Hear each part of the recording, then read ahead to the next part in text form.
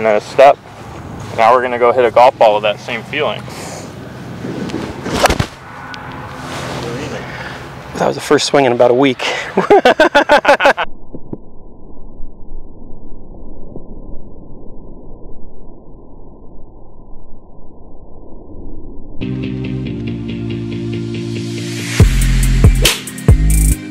Walk away from the hands in transition for an effortless downswing.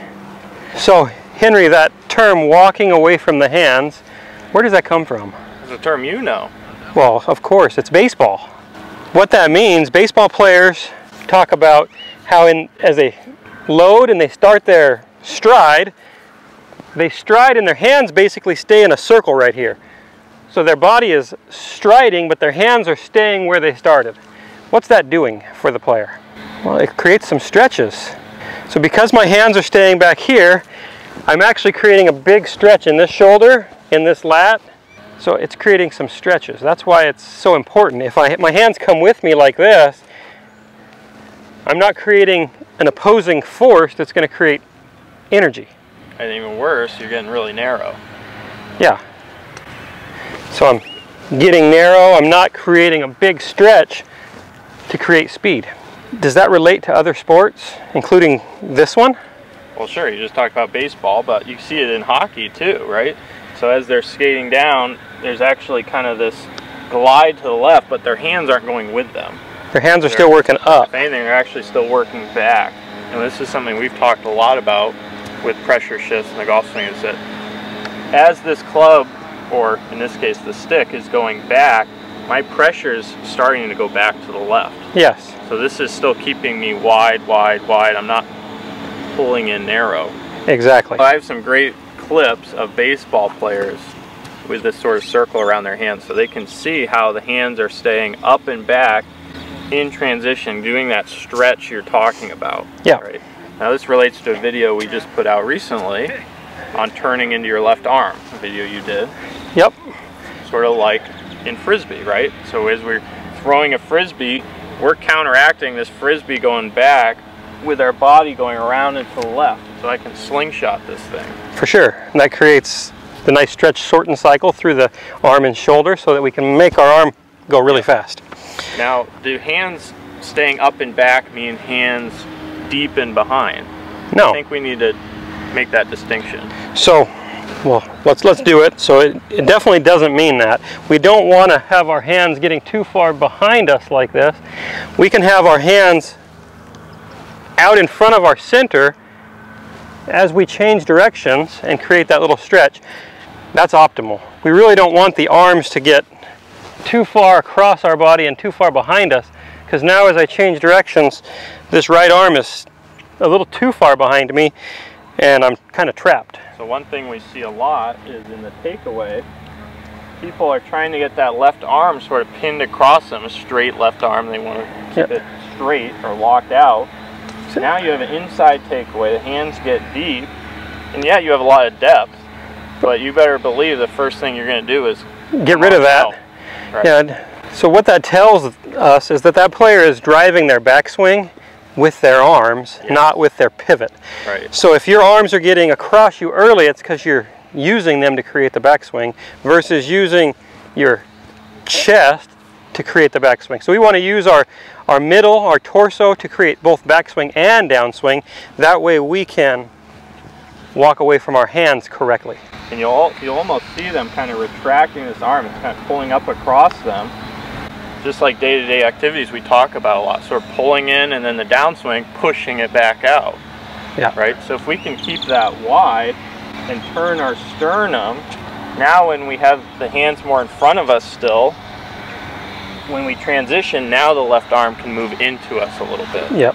It's an opposite loop almost. Exactly. We've dialed in that we've seen in other sports this motion. How are we going to add it to the golf swing? Well, there's some easy ways. I really like step drills. We've talked about step drills, how as I swing this club back, I can actually be striding the opposite way of where the club is going. I wasn't going to hit you there. Or skating. Or skating. But yeah, so I like step drills. I also like anything that has some momentum, so I feel like I'm just creating some momentum in my body toss the club, and then as the club is finishing its wind up, I'm falling back down and left. And if you look at it, I think you did a video of me, you could actually see my hands look like they stay there for a little bit, and the club head actually looks like it's moving up and back still while I'm falling down and left. What do you think about like freezer drills? Because some people like to kind of get it up there so they can feel it there and then go.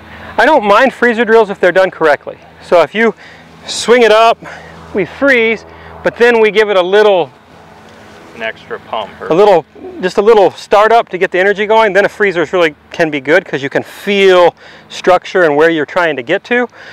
But to swing up, freeze, and go like this, yeah, I'm not a huge fan of that. So then things can start going too much together, or this could actually be leading the race. It could. So that little pump you did actually puts flow back in the system, yeah, right? Okay, so let's watch you do a little, let's do that little step drill from face on. Okay. All right, so Milo, let's do one little feel before you do this step drill, just to kind of give our viewers at home a sense of what that should feel like in transition. So why don't you go ahead and put your hands together, okay? And now we're gonna turn our sternum all the way to the top. So you're not gonna pull these arms across you like we talked about, right? So you're gonna turn them up to the top. Now we're gonna keep going. We'll let the right arm fold a little bit. So now we've made a nice backswing, right? I'm gonna put my hand in here, and I want you to sort of start your downswing. So kind of land in the left side. So you can feel those hands staying up and back, and you're getting that stretch across your lead arm, right? For sure. It feels like everything's stretching back that way. Okay, so now let's do it one more time. We're going to add a step to it, and then a step. Okay, another one.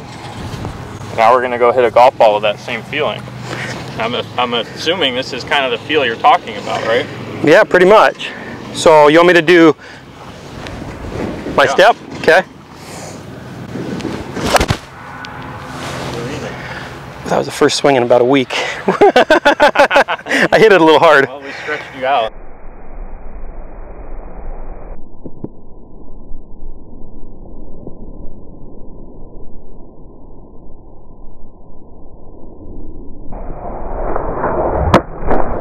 All right, Milo, so that's a cool feel, sort of leaving the hands up as we're going back the other way. So when you do these step drills, don't just get everything going together. It's not like that. We're actually we're counteracting it, aren't we? Yeah. Creating that flow that we talk about so often. There's opposing motions, so as one thing's going forward, the other thing's still going back.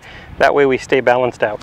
And that width is so key too, to kind of creating that shallower downswing. So for many of you that are getting steep in transition, you're pulling as you're starting to get into your left side, which you probably are doing too late as well. That's probably the real problem, is that they're not getting left soon enough, so that when they change directions, it all looks like it spins and pulls down. Like I'm creating this stretch right here, just keeping up and back as I transition. All right, guys. Well, thanks for watching. Make sure to follow along, subscribe, like the video below, and reach out to us on MiloLinesGolf.com so we can help you more with your game. Each individual is different, so let us take a look at your swing for the best results.